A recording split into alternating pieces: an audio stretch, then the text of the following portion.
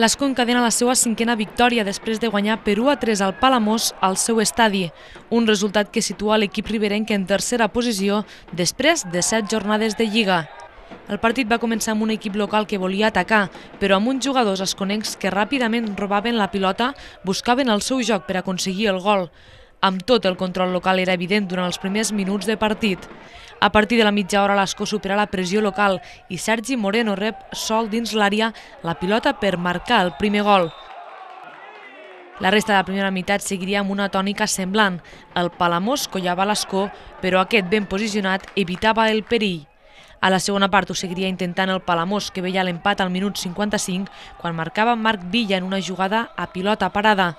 L'Ascó superaria l'empat gràcies a 2 penals xiulats a favor de l'equip verd que Víctor Bertomeu aconseguiria marcar. Al final, patiment a la primera part i una segona amb joc més ordenat, aguantant l'atac local, però el més important, els 3 punts al sac. Estamos en una racha ganadora y una dinámica positiva y eso pues te da confianza en unos partidos que son igualados, donde ellos en la primera parte, incluso los primeros 20-25 minutos, han sido superiores, han tenido para ganarnos. Pero bueno, poco a poco nos hemos rehecho, hemos ido haciendo nuestro juego, nos hemos ido con un marcador favorable al descanso que hay que reconocer que no era justo.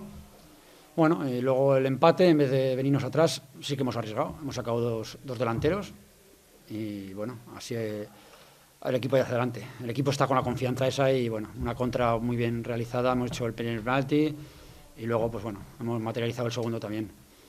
Al final la confianza es primordial.